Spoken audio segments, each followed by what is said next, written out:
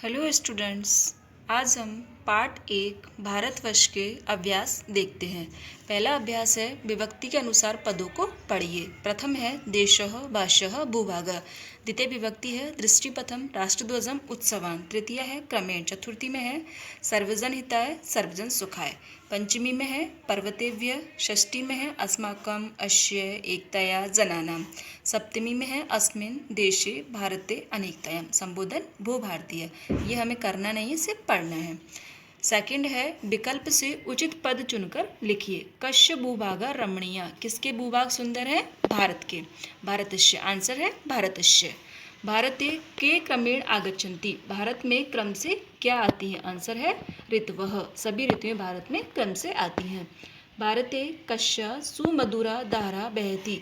भारत में किसकी सुमधुर धारा बहती है? आंसर है एकताया। भारत में एकता की सुमधुर धारा बहती है। फोर्थ है वयम भारते सर्वत्र किम पश्यामः। हम सब भारत में क्या देखते हैं? आंसर है विविधताम अर्थात अनेकता। फिफ्थ है भारतीय संस्कृति कस्मिन् निहिता। भारतीय संस्कृति किसमें निहित है? आंसर है संस्कृति। भारतीय संस्कृति संस्कृत में निहित है। क्वेश्चन नंबर थर्ड है पूर्ण वाक्य में उत्तर दीजिए। सेकंड क्वेश्चन है भारते कीदृशी धारा प्रवहति। भारत में किस प्रकार की धारा बहती है? आंसर है भारते एकताया सुमधुरा धारा प्रवहति। भारत में एकता की सुमधुर धारा बहती है। संस्काराणां जननी का अस्ति। संस्कारों की जननी कौन है? संस्काराणां जननी संस्कृत भाषा अस्ति। संस्कारों की जननी संस्कृत भाषा है। भारतीय संस्कृति कस्मिन् निहिता अस्ति। भारतीय संस्कृति किसमें निहित है?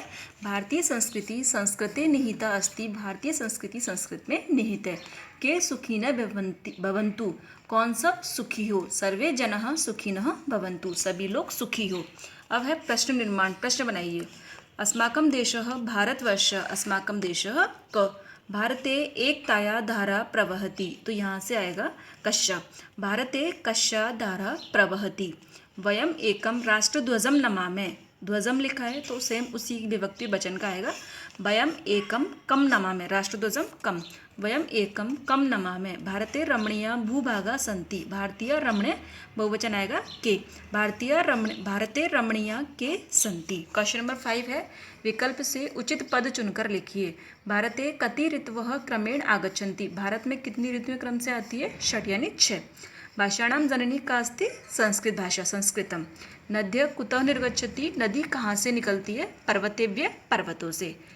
स्वतंत्रता दिवसः कीदृशः उत्सवः अस्ति। स्वतंत्रता दिवस किस प्रकार का उत्सव है? यह एक राष्ट्रीय उत्सव है। भारतस्य राष्ट्रध्वजे कति वर्णाः सन्ति। भारत के राष्ट्रध्वज में कितने वर्ण हैं? 3 वर्ण हैं। अब है व्याकरण बोध फर्स्ट।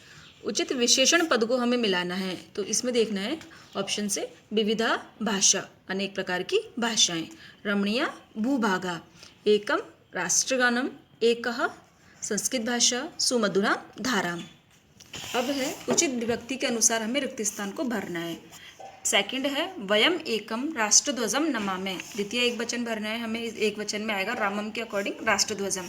तो वयम एकम राष्ट्रध्वजम नमामः। भारत देशे सर्वे ऋतवः डैश आगच्छन्ति। हमें यहाँ पर क्रम का तृतीय एक वचन लिखना है। रामेण के स्थान पर क्रमेण। तो क्रम का आएगा क्रमेण। फिर है सह डैश गच्छति। चतुर्थी एक वचन है भ्रमण का। तो ये भी राम की तरह आकारांत है, इसमें आएगा भ्रमणाय। फिर है सरिता प्रवहन्ति। नदी बहती है। पर्वत का पंचमी बहुवचन तो पर्वत का आएगा पर्वतेभ्यः। षष्ठी है देश का। एक वचन लिखना है तो रामस्य। तो वैसे ही सेम देश का आएगा देशस्य। तो अस्माकं देशस्य नाम भारतवर्ष। हमारे देश का नाम भारतवर्ष। यहाँ पर है पर्वत का सप्तमी बहुवचन तो रामेषु। तो पर्वत का पर्वतेषु। जना पर्वतेषु भ्रमणाय गच्छन्ति। लोग पर्वतों में घूमने जाते हैं। अब है समानार्थक पद अर्थात पर्यायवाची शब्द। भूखंडा का भूभागा। सरिता हमें बॉक्स में से ढूंढ के लिखना है। सरिता का नद्यः भोजनम आहार। पर्वतः गिरि। समग्रम संपूर्णम। समग्रम अर्थात संपूर्ण संपूर्णम। स्वस्थः स्वस्थ। तो इसका है निरामया निरोगी। अब है यहाँ पर अत्र तिस्त्र पहेलिका लिखन्ति। यहाँ पर 3 पहेलियाँ लिखी हुई हैं। मैं कौन हूँ यह पूछकर हमें रेखा चित्र के द्वारा बताना है। तो इसमें है कषाय वर्णम त्याग शौर्यम श्वेत स्वांति च कीर्तिम हरित कथयति समृद्धिम च चक्रम प्रगति अविरामम। कषाय वर्ण त्याग और शौर्य को, श्वेत वर्ण शांति और कीर्ति को, और हरा रंग समृद्धि और सुख को बताता है। और इसका जो चक्र है वह निरंतर चलता रहता है। बताइए यह क्या है? यह है हमारा राष्ट्रध्वज। दूसरा है सुनील कंठ सुचित्र वर्ण विचित्र पक्ष सुनर्तकश्च है, सर्पस्य शत्रु कृशकस्य मित्रम शीघ्रम बद मम परिचयम।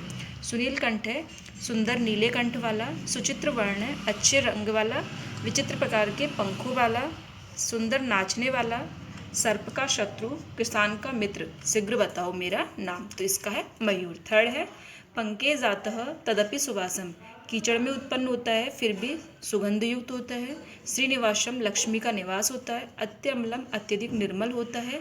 ललितम कलितम, कलाओं से युक्त होता है। अत्य अद्भुतम, अत्यधिक अद्भुतम, अद्भुत होता है। शीघ्र मेरा नाम बताइए है किसका पिक्चर है? कमल का। तो आंसर आएगा कमलम। Thank you.